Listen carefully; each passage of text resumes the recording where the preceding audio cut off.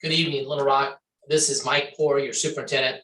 I hope wherever you're at this evening, as you listen to this virtual meeting, that you are in a place where it's warm and it's dry. It looks like it's starting to rain. You would be surprised. I have been getting a lot of advice, even before this meeting, about what we need to do on Thursday and Friday of this week as we look at inclement weather. We already have a meeting set up tomorrow in the early part of the afternoon to evaluate and take stock of the latest weather trends. And of course, we will follow up and get back to the community as quick as we can with decisions about what happens on Thursday and Friday. But we do want to listen to the weather forecasters. Of course, there were things that happened at the Capitol today with our governor and how quarantines are going to be done. We're going to meet on that tomorrow too. So it seems like we could have a live news show every single day in Little Rock that would probably bring benefit to many. But tonight, our focus is about the blueprint. It's about Blueprint 2.0. It's about tonight a very specific section of the blueprint, which is regarding 2 schools. And so we're excited that any of you that are out there joining us tonight. If we go to the next slide, just share a reminder that the blueprint is not something that is just come up out of the blue. And I guess that's why we're calling it Blueprint 2.0, because we have talked about this whole thing of right sizing and adjustments and the need to be fiscally responsible, as well as, and maybe most importantly, developing educational environments that are conducive to support for students, allowing collaboration for staff, and ultimately to have the results we all seek within our schools. So the blueprint is not something new. It is something that many of you have engaged in the past. There's been a lot of different communication. And we've even talked about certain schools such as Booker and Carver, which was discussed last week, as the potential to be reorganized clear back in the my first year in the district.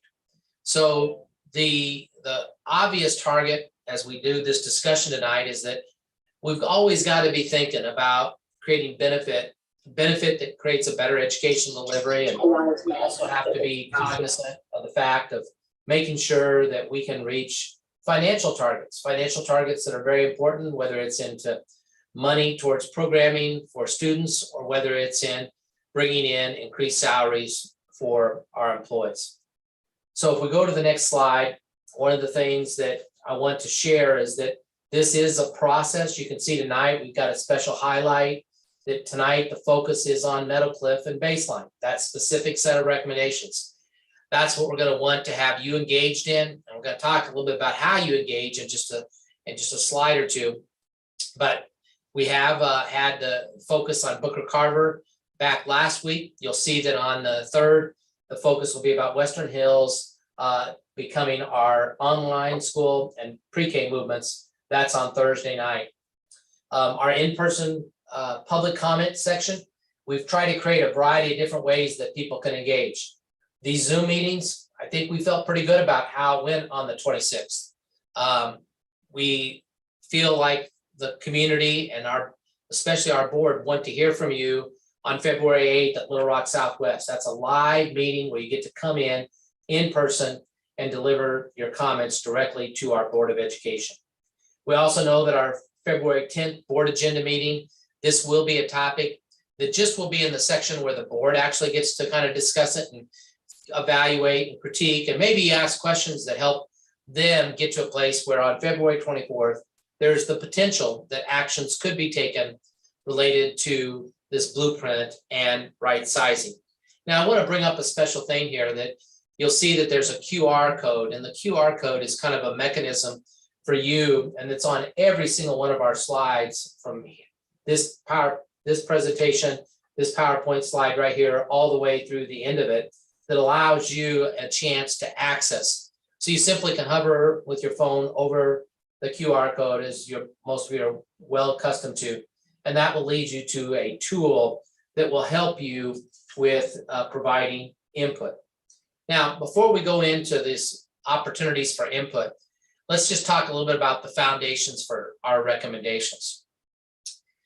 First and foremost, we believe that everything that we do in the district as we move forward on any aspect, especially about planning for the next year or the next or the next, we have to talk about educational delivery. What do we do to enhance the learning environment for our students? And what do we do to create a more collaborative approach for our staff?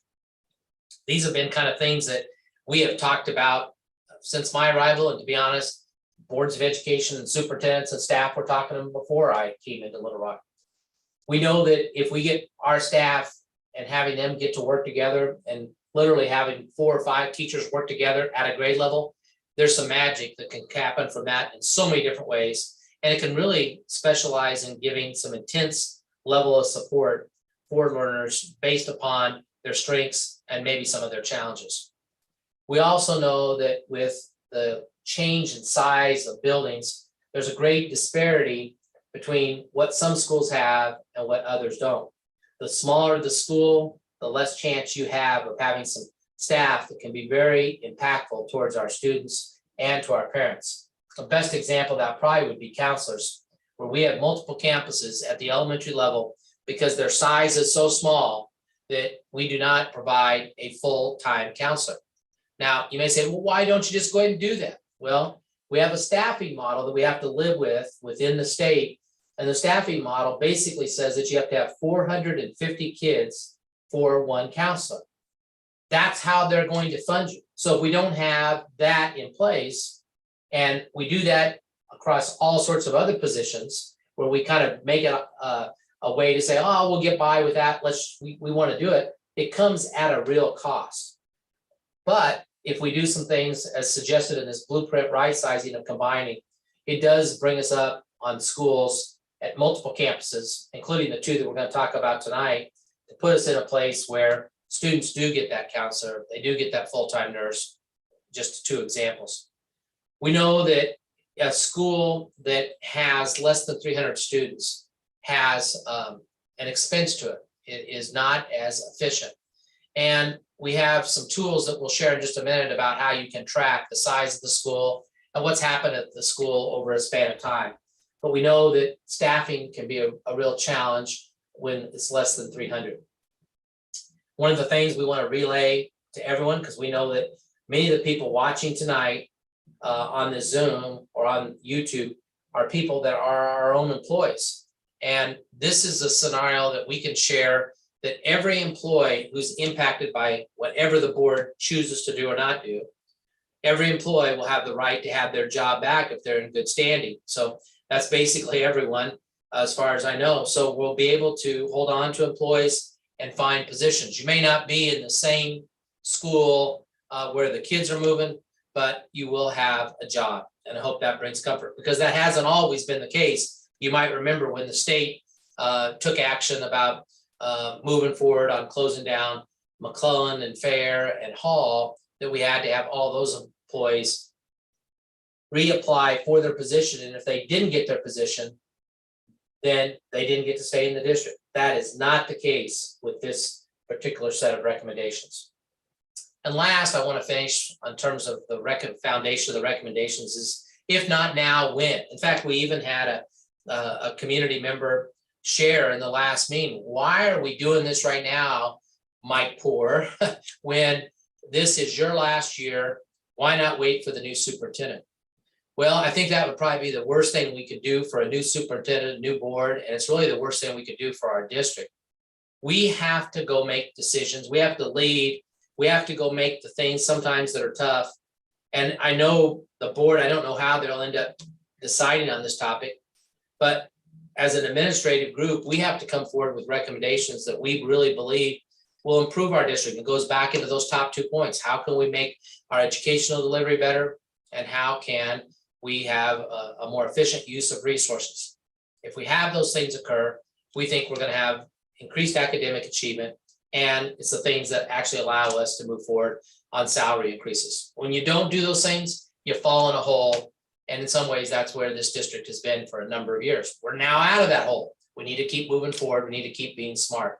So it is the right time, even though it's never an easy time when you talk about discussion items like we are tonight about baseline and Meadowcliff. If you go to the next slide, This actually starts to help make our QR code become more live. Ms. Smith, if you'll go to the next slide, please.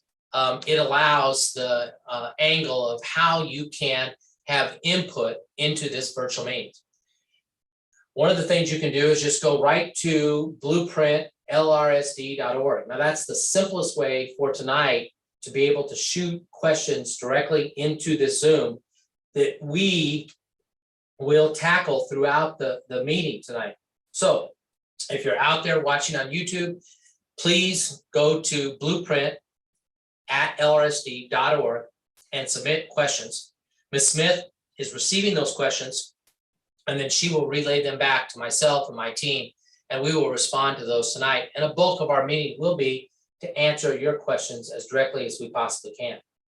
We also know that our board, and they have previously and probably will over the next several weeks, receive information directly. You can go to our district website, you'll see their emails, and you can email the board members. And many of you already are doing that, and that's encouraged. And I know our board seeks that type of involvement. You can also speak directly to the board on February 8th or at our board meeting on February 24th. Those are designated times for public comment, and you will be able to, on February 8th, come to Southwest High School, and there is going to be a time where we start at 6 o'clock and go till approximately 9 if needed, to be able to just listen to people speak. February 24th is our normal board meeting, and you get to speak then. The QR code allows you to get into a brainstorming tool. And so it allows you to be able to access and not only provide information that's captured about, what your opinion is, but then you actually get to go into a little bit more of a brainstorming approach to share what you believe are the positives or the pluses of an idea, the minus, the interestings, and the enhancements. Those last two words are kind of important.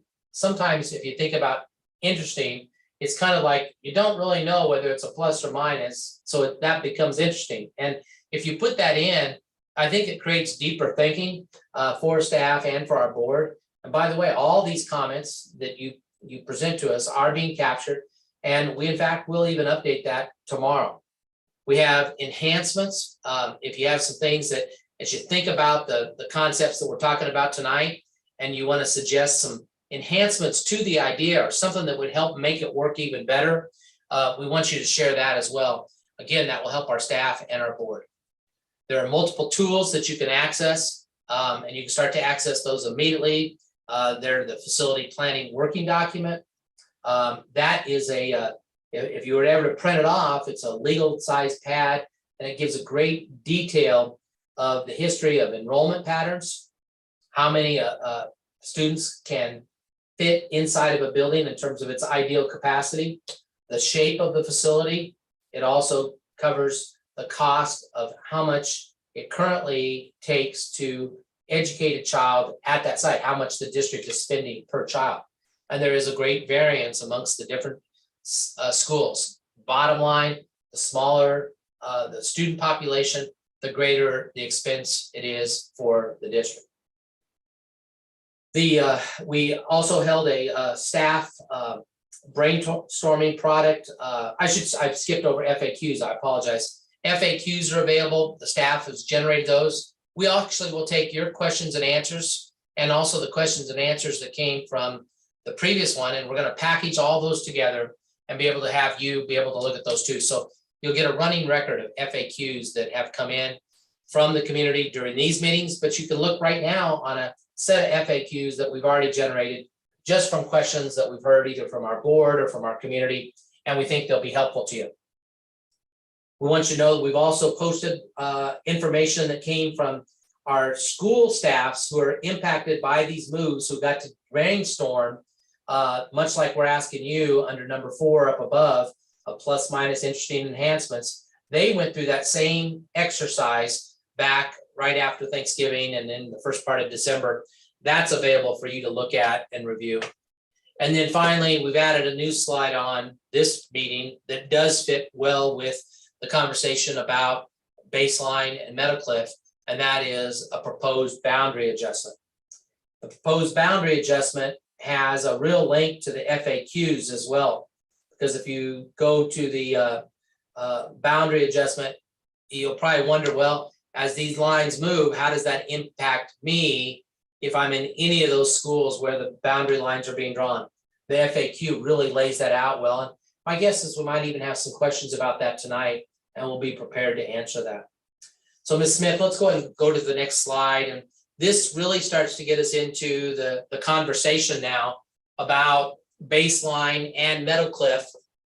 And we are going to present several slides that talk about the strength of a proposal and also the challenges to the proposal.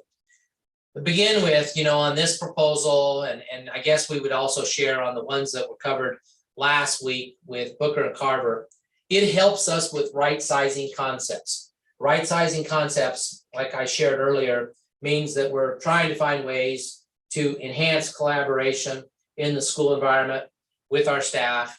We're trying to make sure that key personnel is available at each of the campuses that can make a difference for a student's academic and social life, cultural of the building. And then we also know that with a little larger building, it creates staff efficiencies. Staff efficiencies, when you have 4 teachers, it's much easier to divide the students up. And it's also much easier on staff efficiencies in terms of your operating personnel. In the bottom line, you actually end up typically saving money. And we know that anytime we, in this case, if this recommendation was accepted, Baseline and Meadowcliff would no longer have students on their campus that are K-5 students. So the efficiency of that is that the cost savings could generate somewhere between $600,000 and $800,000 towards the district's bottom line if you close it, just because of efficiencies. The administration does believe that these 2 schools' children can be better served if we move them. Now, that probably is one that many will argue with, especially if you're at the school sites that we're talking about tonight. We have had the opportunity to meet with some of the Meadowcliff parents, and we're going to meet with some of the Baseline parents in a special meeting, just so that they have their own intimate setting, because this was not a part of the blueprint to move them this early. So we felt like we owed it to them to have that special meeting.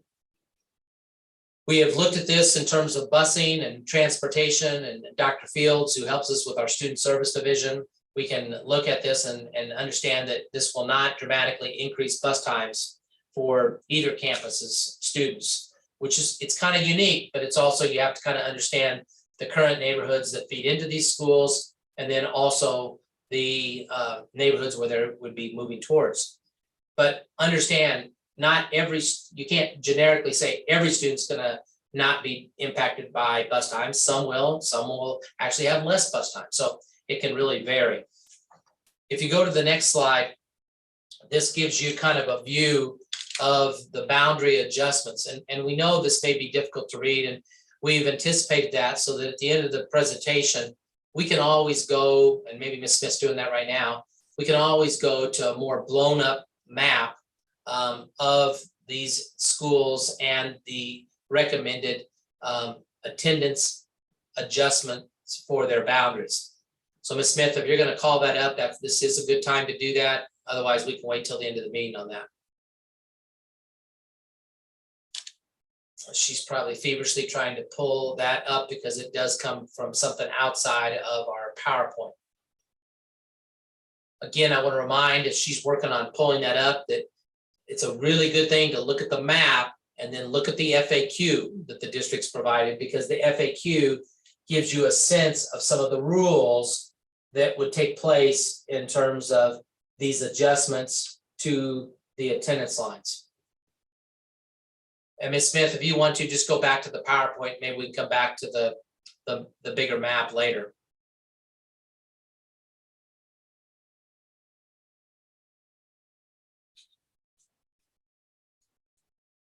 Ms. Smith, you still there?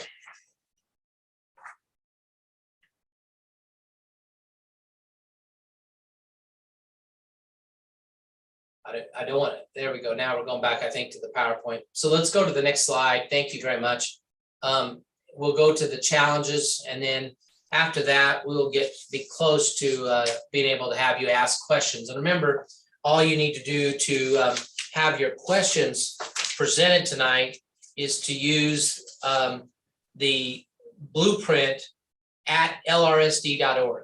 If you type that into your email, that and send that in with a question, Ms. Smith will be able to receive that. So the next slide should bring up, we went one too far. There we go, challenges. We have the challenges to this proposal. This move is being done in advance of the completion of the new Southwest K-8 campus. Now that new campus obviously brings a lot of excitement. It's been on a holding pattern for at least 5 years, and I would say even longer.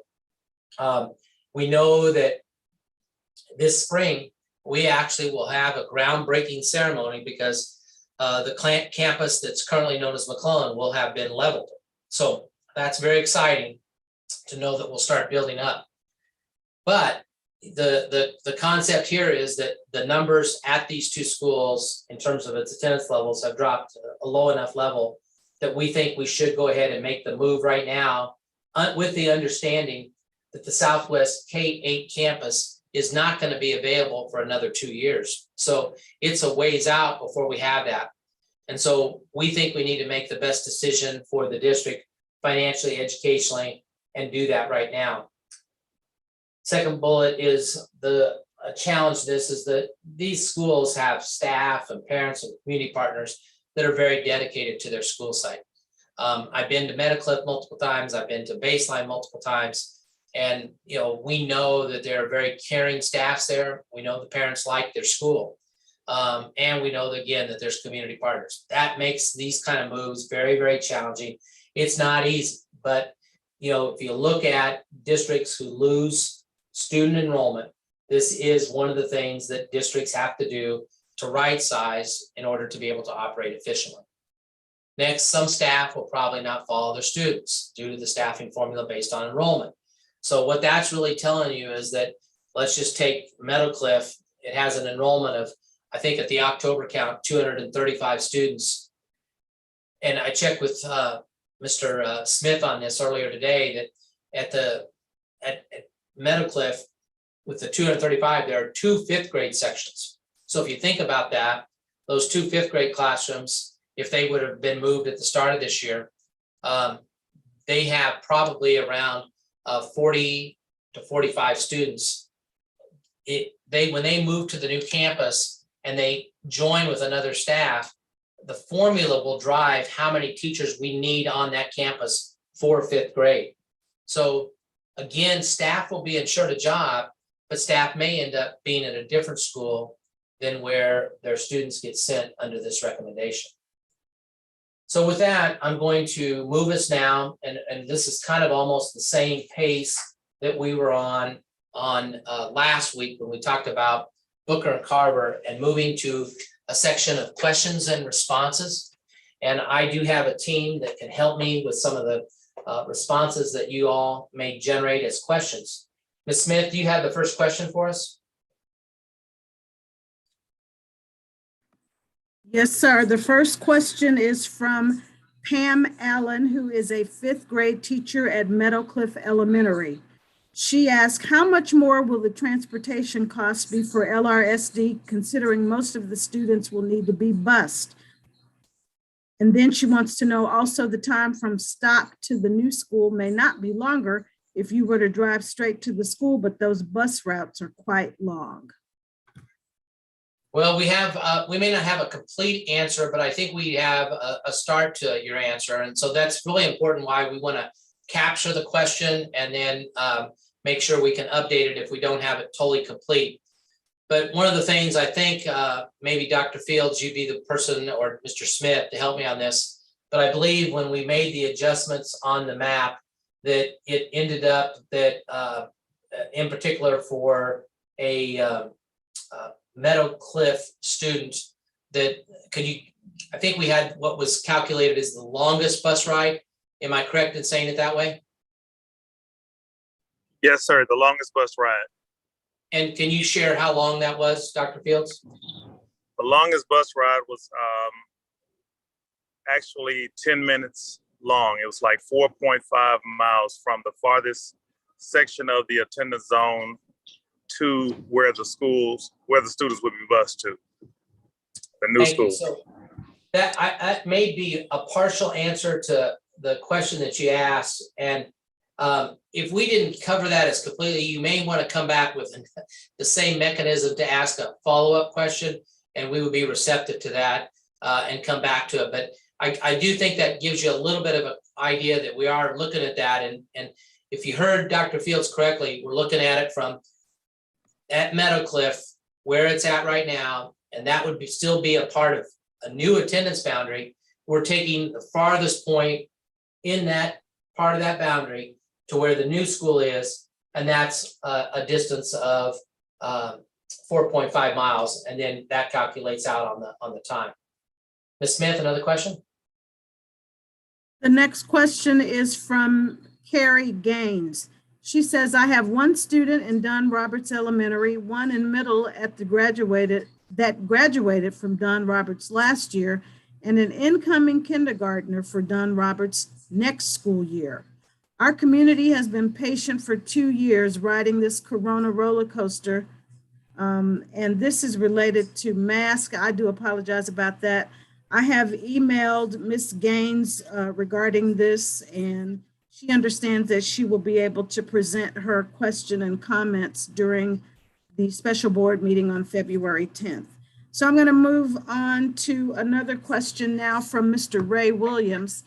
He says, my concern is not about the overall direction of LRSD blueprint and the planned new K-8 school, but the proposed decision to require the families of Meadowcliff to move 2 times in 2 years. This will place an additional burden on families who are already facing significant challenges. I have served as a student mentor in the LRSD for a number of years and have seen the importance of family stability for both student well-being and academic achievement. My question is, have we given enough consideration to the impact on families? Almost half of the Meadowcliff families are within walking distance of the school. I mentor a student who is just beginning to connect with fellow students and teachers. For him to move now would likely cause a significant setback. I recommend we find a creative way to keep Meadowcliff open until the new school opens and use these 2 years to support and prepare families for the transition. Thank you very much, first off, for your efforts to mentor students. And obviously, we try to make that a point that we know that we have people that are committed partners in each of these school environments. You know, I'm going to give you a statistic, and I'll ask Mr. Smith to see if I've got this correct. But one of the stats that jumps out about Meadowcliff, I mentioned at the 5th grade level that we have 50, well, I said 40 students, over 40, somewhere, let's say between 40, 45 students. Mr. Smith can probably give a more accurate number for the current 5th graders. Here's another reality. We only have 20 students right now at the kindergarten level. So, you know, you bring those numbers up, and then what you're saying is that as the 5th graders leave and the kindergarten group moves up, you're facing a net loss of students at that campus. And this is an area that, as you look at the census data, there are less children right there in that region than there were a decade ago. So that's kind of the unfortunate reality of this, is that we are losing population at that school. And the trend data for Meadowcliff, as I look at that, and Mr. Smith, I'm going to try to look at the data real quick, but am I basically right on my numbers? Yes, good evening. You are, Mr. Poor. When you look at the enrollment at Meadowcliff, we have 20 kindergarten students, so that's one section of kindergarten. We have 46 first grade students, that's 2 sections, 2 classes. And then in 2nd grade, we have another singular class of 24 students. And ideally, what we would like to see as we right size our district is that we have at least 3 to 4 sections on a grade level, which will allow more collaboration and instructional support in the building for the students, as well as collaboration opportunities for the teachers. But also the 5th grade numbers, we have 49 students, 49. Which is 2 sections. Thank you. I appreciate correcting me. And then at Meadowcliff, one other key stat that fits into this question, I think, is that in 2016, 17, that was really my first year in the district. We had 355 students on that campus. And right now, this year in the October count, we were at 223. So, you know, that's not a fault of anybody. It's just that there are less kids in that area right now. And there's also some competition, obviously, with charter. So it makes your suggestion very difficult to pull off. We have another question, actually, only two more questions at this junction, or juncture rather, from the same teacher, Miss Pamela Allen. One question is, there are two high schools with populations similar to those of Baseline and Meadowcliff, and it is my understanding that it is more expensive to staff those schools. Why are you trying to rush to close these schools when you leave those high schools open? It's a fair question. And one of the things that where Miss Allen may be pulling that information from, and I want to direct this so that all the folks watching this tonight, if you do go to our facility planning working document, and that was one of the documents that we said you could find on our website, very easy to see. And again, it shows some of the attendance numbers that we just shared with you and the populations and the capacity levels, but it also shows what it costs per pupil. So to just highlight that, the cost of at Meadowcliff, because this is a Meadowcliff teacher, the cost per student at that campus last year, yeah, I think actually it would be this year, $10,210 is the cost that we are using to educate a student there. Baselines is $9,644. And then if you go to the two high schools that Ms. Allen's referring to, we have two campuses that the cost is dramatically higher. One is at Little Rock West and the other one is at Hall High School. Those were campuses that we made an adjustment with, not an adjustment, but a recommendation to the board that was accepted to make a 3-year commitment to those campuses because our high school numbers are actually increasing. So our elementary numbers are decreasing, our high school numbers are increasing. We have more families that come back from charter and private schools into our high school settings right now. And we've had some enrollment growth, in particular at Little Rock West, where just last year they doubled their population. That drove some of those costs down per student, but they still are at a very high level, $18,000 for a student at Little Rock West and $24,000 for a student at Hall High School. And our final question that we have from our online submissions via email, same teacher, Ms. Pamela Allen. I understand that larger schools get a full-time counselor, but they have double the kids sharing that counselor. How would that be any different? Mr. Smith, you'll have to help me on this of the counselor situation at Baseline and at Meadowcliff, and Ms. Allen may already know it, but for our general public, how many counselors do we have at each of those? Are they one full-time counselor or half-time?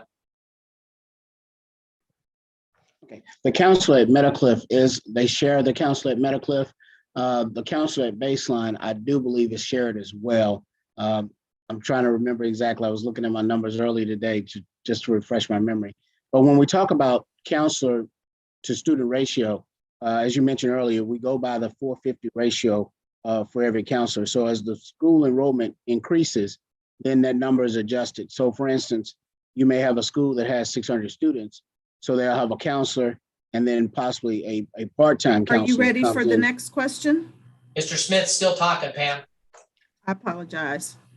And so you may have a counselor who comes in part-time to fill the gap for whether the full-time counselor can't cover all of those classes. Yeah, and I know that may seem harsh, Ms. Allen, but literally we're funded on the range that the states provide us for how many kindergarten students we can have and what's the number that's there, how many fourth grade students, how many eighth grade students. That's what creates a model that we are going to get resources in from the state. Counselors, the same thing, nurses. So there is a formula, a staffing formula virtually for almost every position.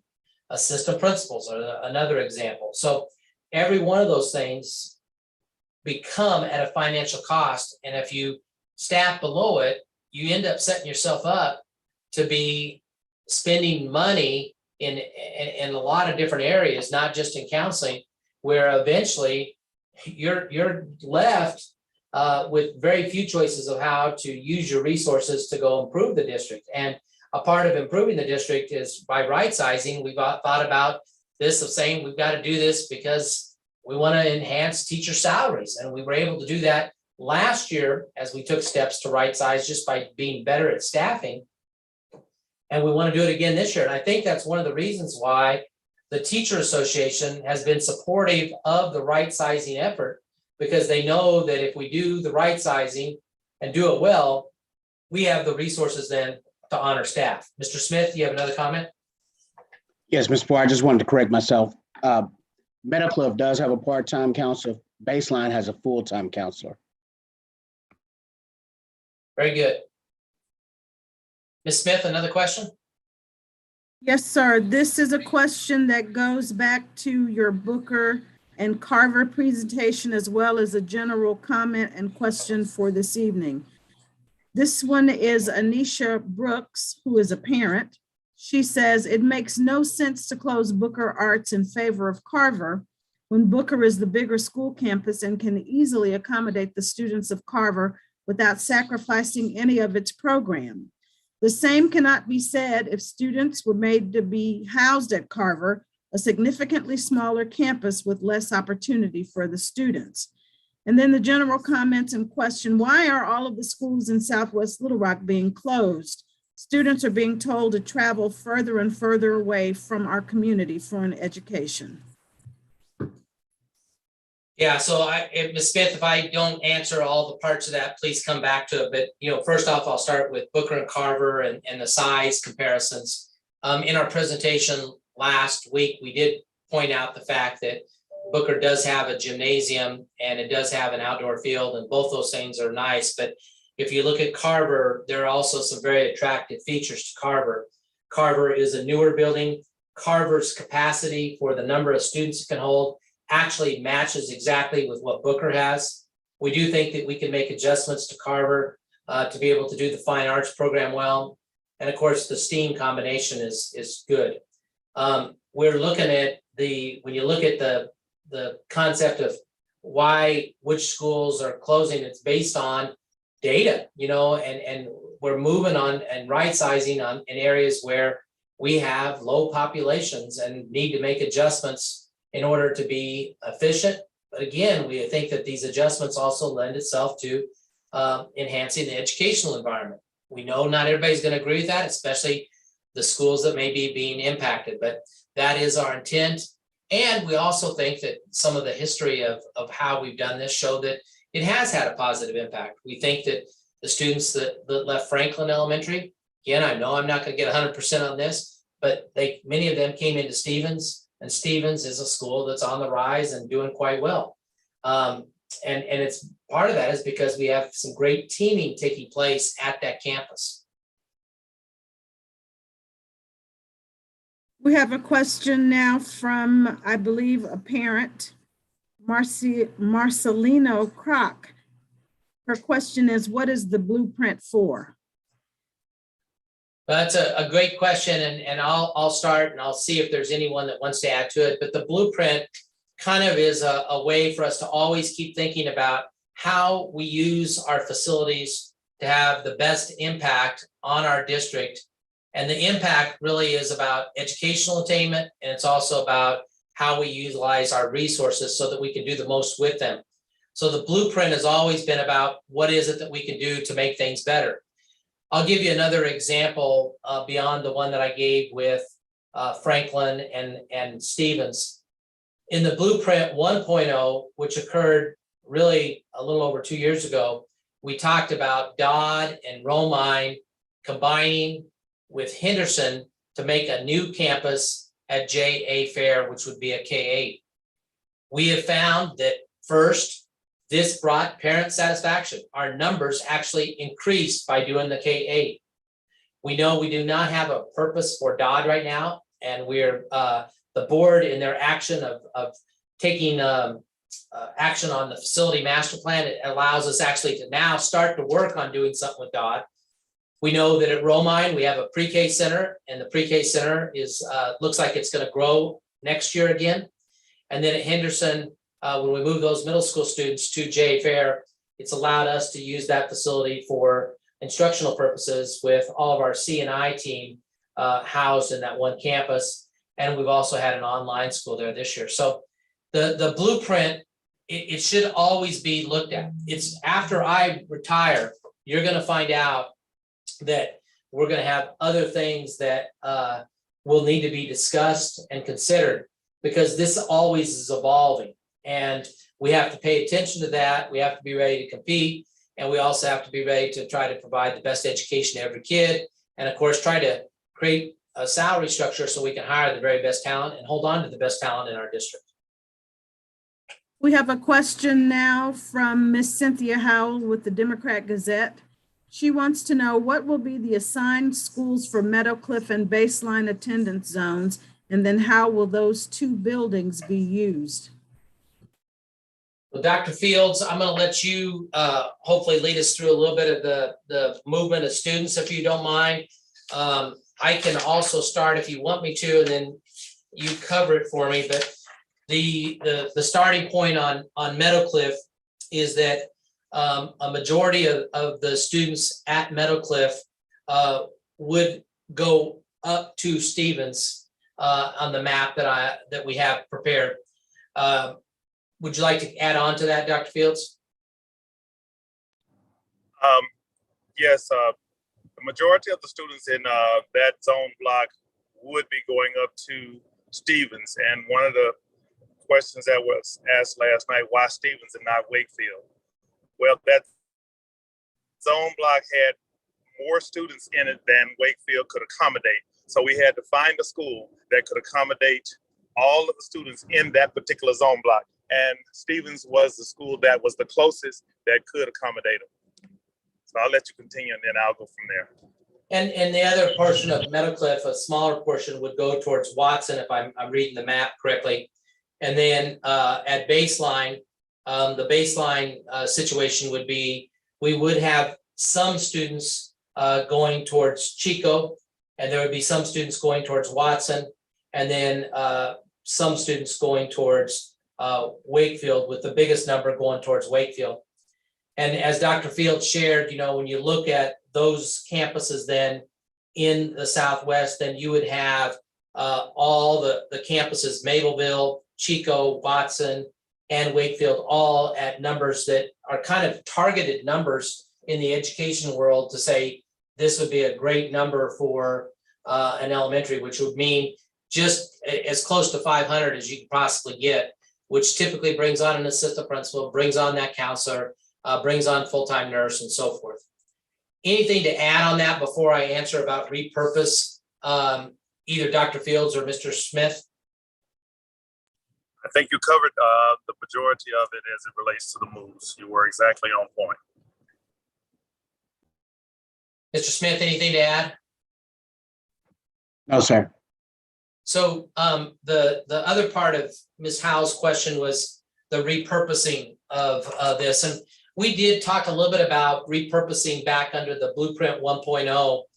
And with baseline, our intent would be, if the board does approve this, we would then use the time over the course of this next year to develop another pre-K center for the Southwest. We think another pre-K center in the Southwest could work. I just sat in two presentations. One was at the Chamber of Commerce, one was at the Rotary Club today, where they talked about the need to do more pre-K, more early childhood education, and that's a need by parents and a need by the business community. And at baseline, we think we could work. There are 5 large businesses in the Southwest. We'd hope to partner with them to bring in additional students.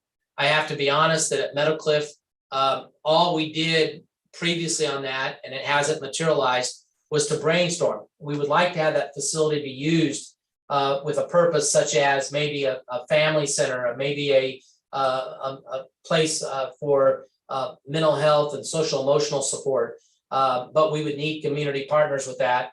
And basically, if this action goes forward, then that's intention that would have to happen to bring that back out to the front to continue to work specifically on a solution for Meadowcliff. Thank you, Mr. Poor. I would like to mention that we've had a couple of questions that have come in that were not specific to the topic this evening. So we want to apologize in advance to those stakeholders. We thank them for their input. However, their topics will be addressed or may be addressed during the special board meeting on February 10th during the public comment section, or the February 24th regularly scheduled board meeting. So I wanted them to understand we're not omitting their questions, but we're just deferring them to those specific meetings because we want to stay on topic this evening. Our question now is from Miss Jenny Bullock regarding the closure of Meadowcliff. She says, we understand that Meadowcliff has to close at some point, but we're asking that you make the decision that is in the best interest of the students by allowing it to stay open for 2 more years until the new school is built. These students have had enough disruption in their lives. We are their safe, stable environment. And Ms. Bullock, thank you for your comment. And I assume the way you worded that you may be an educator there. So we appreciate you making that statement. And of course, we have board members, and that's something I forgot to mention at the beginning. We have board members that are participating, watching this evening. There are board members that have said they'll be watching this after the fact because they had other engagements tonight. But I know that they will value your comment, and we'd also ask that you put that in writing using the tool.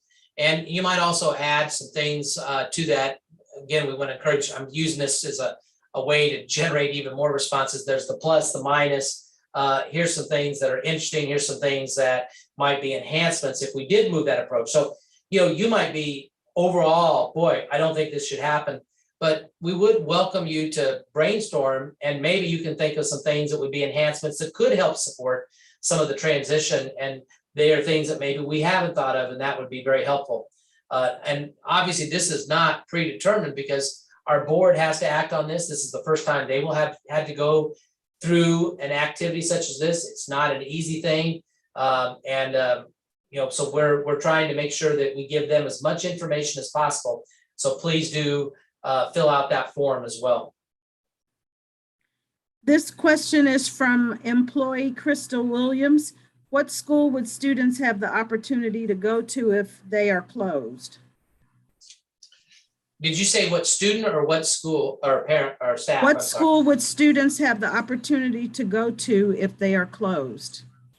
Well, it's a great question, and Dr. Fields can help me with this, but one of the things that's a part of our FAQ is that, you are assigned to a new attendance zone as a part of this recommendation, but we will open up the enrollment opportunities for parents, and parents also have the opportunity to access TNT as a possibility in order to maybe attend a school different than the school that's been assigned. Dr. Fields, did I handle that one okay? You handled it well. I'd like to add that in this process, we wanted to be futuristic just in case the board made the decision to approve our recommendation. We've reserved seats at all of our magnet schools and our specialty schools so that when we do conduct a second open enrollment for those students or schools impacted by this move, they will have an opportunity to make some other choice options. And we will run a different lottery, and then we will be able to still assign students to all of the schools that we have available in the district. We want it to be fair. Thank you, Dr. Fields. And I appreciate bringing up that element of we do have some seats available at some of the magnet or specialty schools. Thank you. This question now is from parent Ms. Deborah Brown, asking if baseline is being split among 3 schools, is there a guarantee that families with students in multiple grade levels will be placed at the same school, or is there a possibility that families will be split across the campuses? I think, and I hope if I heard the question right, the way I would address that is if it's a family living in the same residence and they have 3 children in the K-5 setting, all those families would move to their new, all those children in that one family would move to the new attendance zone. That's how I interpreted the question. Dr. Fields, did you have a different version of that? You are correct. Attendance zones are based on the physical address of record. Unless they live in different households, they would all be assigned to the same elementary school. Thank you very much.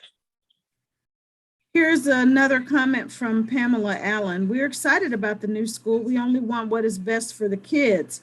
It is not best for the kids to move them twice in 2 to 3 years.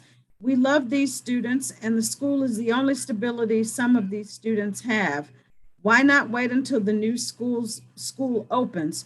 We're supposed to put our students first. Many of these students have never had a regular school year with COVID. Again, Ms. Allen, I appreciate your comment, and I don't hear a question in that, but because I think we've already tried to make our case as to why we think the move is the right time. And I guess the one thing that I will share, and it's not trying to be argumentative, but we actually think that, you know, the students, when they make a transition, that one of the things I think we're really pretty good at right now is we've had to make a lot of transitions. We know how to do that. We know that it takes the team of the receiving school to work with the parents that are coming to that school to set up an environment where they're welcomed and brought in.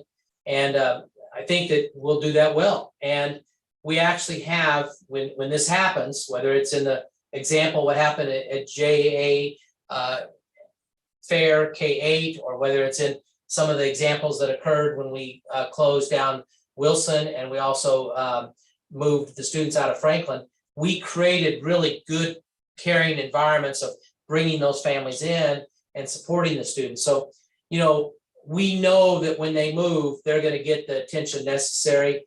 And we actually think that there's even going to be a greater level of staff that could be there to support them. Mr. Smith, do you have anything to add on to that comment?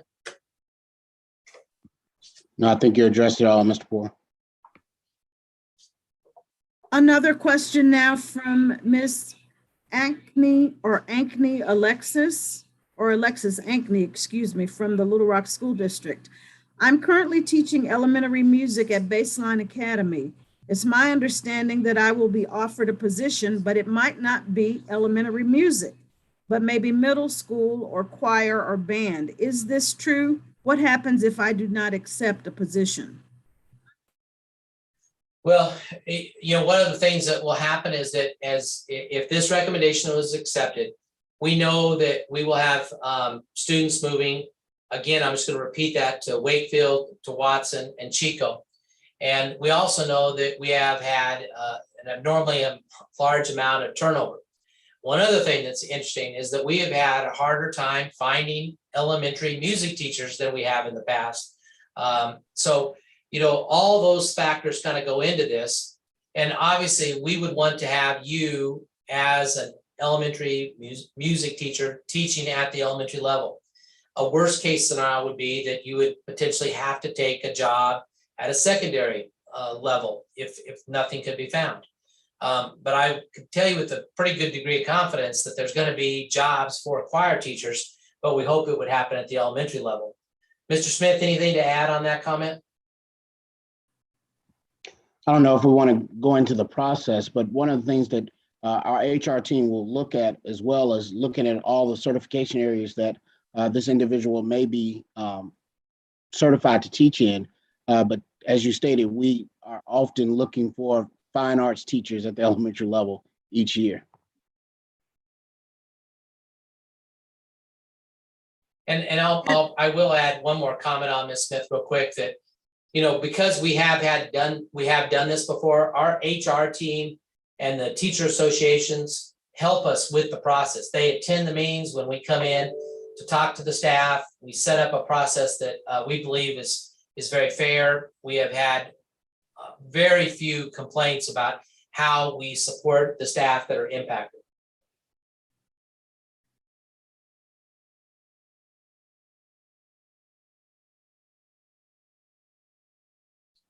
Ms. Smith, you have another Mr. Poor, question? a couple of questions have come in that you have responded to already related to why are we doing this now? Why not wait 2 years? I don't know if you want to revisit that or if we would like to point our participants to the website where all of these responses will be provided, but you let me know what your wishes are. We have one last question that I would like to share. Yeah, I do want to, because maybe the parents came on late, maybe missed it. And, we can go back even in the slide deck if we need to. And these PowerPoints will be made available. The documentation of the planning documents that we have that kind of show all the sizes of the school. And so if you go back to the strengths, this one right here, we know that as a district, we have to continue to work on right sizing. When you right size, it helps on both the educational end and on the fiscal end. On the education end, it creates greater collaboration. We know that if you have 4 teachers working together rather than 2, that's a positive. It is a total positive. It's a research thing that shows it's positive. You could do grouping differently in terms of the students' strengths and challenges. You can have teachers working collaboratively on their lesson planning, and there's awesome things that occur from that. We know that, just to name a few on just the education part, we know on efficiencies that when you're a school that's under 300, there is a cost to that. And it's more difficult and more challenging to actually staff that type of school. And it just costs more per kid. And we need to be as wise with our dollars as we can, because we have targets. One of them is to enhance teacher salaries. So, please do go back. Obviously, there'll be a link to this video that you can go and look at again. But we've given a lot of thought to this, and it wasn't just something that was done haphazardly. We've talked about this over a span of time, and we just feel like this is the best thing we can do to move forward. Well, as we're about to wrap up this evening, we are having more questions come in, Mr. Poor, but I would like to go ahead and get these couple in before we close out and then provide an opportunity for responses online. One question from Mr. Derek Howard, a very concerned parent. He wants to know, what does this time closure, or maybe when does this time closure take place? And how long should they wait to place their child in the other school? Thank you. And if Ms. Smith, if you can go to the slide that kind of gives some of our dates and times, that might be a good thing to have in case parents did join us later. I think you just hit it right there. Perfect. Tonight, obviously, we're have a focus on Meadowcliff and Baseline. Thursday will be on Western Hills. On the 8th of February at Little Rock Southwest, it will be a time when the public can come in person, and you will have 3 minutes to address our Board of Education. And so that's February 8th. We know our board is going to talk about this, discuss it on the 10th. The first time that they could actually have an action item on these recommendations would be February 24th. If the 24th it was acted on, then the administration then takes that action, and we start to go work with parents in terms of making them aware of their options and their new placement. So we will have a lot of communication coming out after that board meeting to help parents understand their options. And remember, Dr. Field shared that it actually opens up the window again to be able to access any of our elementaries that are magnet options. And then we go work on doing all the placements of families and getting you moved towards your new school environment. And a final question for this evening. With a large amount of students that have specialized behavior needs, how do you plan to give the same care? This is from a baseline teacher, Ms. Frida Ducheneau, I believe, and I apologize if I did not pronounce that correctly. Well, thank you very much. We appreciate, first off, we love that we have so many teachers on tonight and asking questions because this is personal to them as well, and we know that. You know, we're proud of what happens, you know, and so if you look at baseline and then students going to Wakefield or going to Chico or Watson, they're going to end up with staff that's just as committed in terms of delivery to students that have exceptional things in terms of their learning needs. So we have a high degree of confidence that, you know, as these students transition, we'll be able to support them in a very complete way. Mr. Smith, would you like to add anything on? Yes, our goal always is that we're meeting the needs of our students, no matter what school they're in.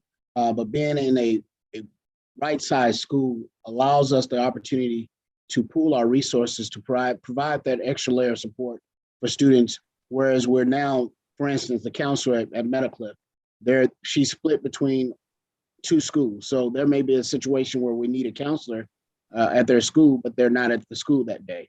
Whereas when we have a right-sized school, that counselor and the support staff is in that building each and every day to provide the support to the students and staff and families.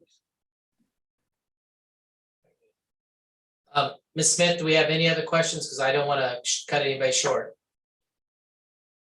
I'm checking now. Okay. And as she's doing that, I will just make a comment that I know that our board appreciates any and all engagement tonight, whether you submitted questions directly tonight, whether you watched. If you just watched, make sure you use that QR code and go back and get involved in the tool that allows you to provide information to our board and to our staff. Use the brainstorming tool to dive deeper into options.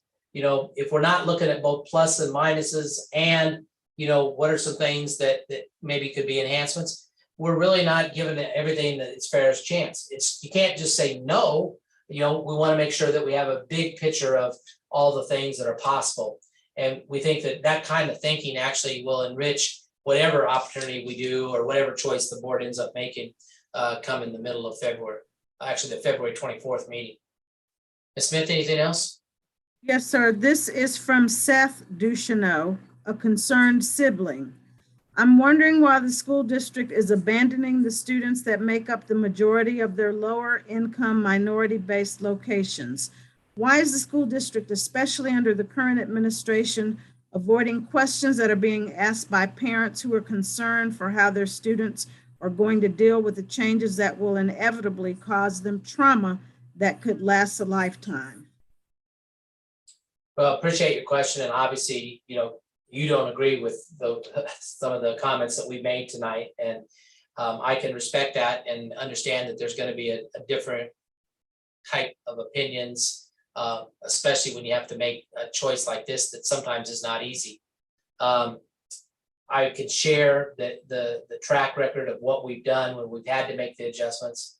We do believe we've enhanced the educational approach and environment, and that we've got parents that are satisfied because the numbers haven't dropped off at those schools. So we take this very seriously. We do appreciate your feedback. I know the board appreciates it too. Some things we're not going to agree on, but we are not targeting anybody other than trying to make sure that we provide the very best education we can. And, you know, I know that for some, you think that, well, if we make a change, everything's going to fall apart. We just don't believe that. And we haven't experienced that in the 5 years, 6 years now that I've been here. So that's probably a difference of opinion that probably may still, it's going to stay with you as my guess, but that's my honest answer back to you. Here's a question from Mary Walker. What happens to the children that are already having issues with all of the changes? How will their educational and mental health be addressed?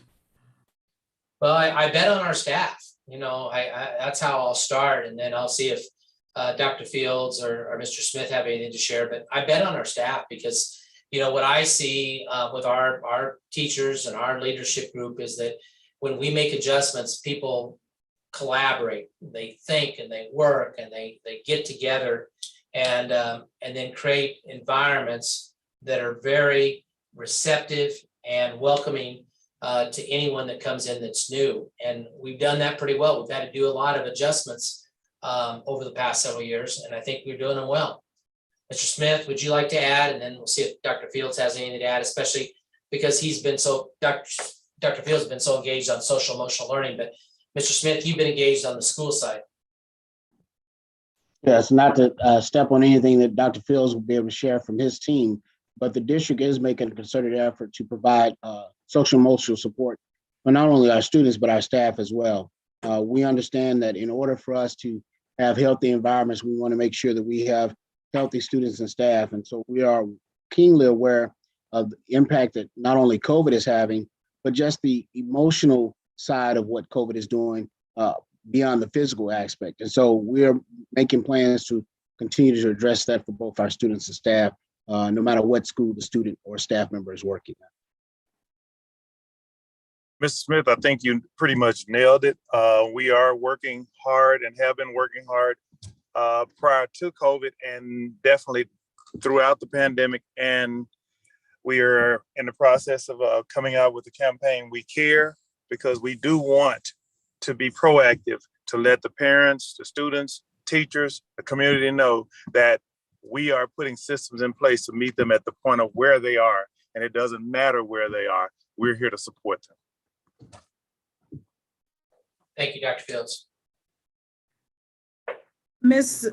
Ducheneau asks, with the large amount of students that have specialized, excuse me, that is not the question, I do apologize. She wants to know about, will every school that baseline students go to have a full-time translator due to the large population of ELLs? I'm very proud of how we support English language learners, and that happens at baseline, but it also happens at Chico and at Watson and at Wakefield. So we have a large percentage of students that make up both of those three schools, and so they'll go into an environment where there are staff that are very capable of handling second language learners, but more importantly, even second language parents. Mr. Smith, anything to add? No, you That you is covered the it, Mr. last Ford. question. Thank you, Mr. Smith. I'll finish with this for the community on just a couple notes. One, again, we appreciate your involvement tonight, and we want you to continue to be engaged. We have the meeting coming up on February 8th, where there'll be live comments at Little Rock Southwest. All the times and everything that you'll need to know about that meeting will be on our website. Pay attention on February 10th. That's just the board in a discussion. It's not an open meeting, but you can listen.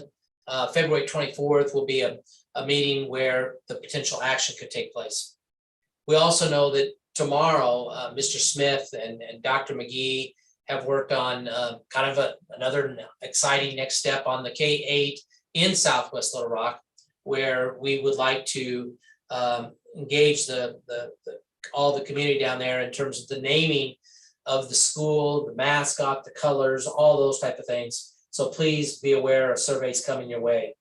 Finally, just another thing that kind of doesn't fit necessarily into this topic, but please know that as a district, we are going to be monitoring the weather over the next 24 hours. We do have a meeting set up early tomorrow afternoon to assess where we stand.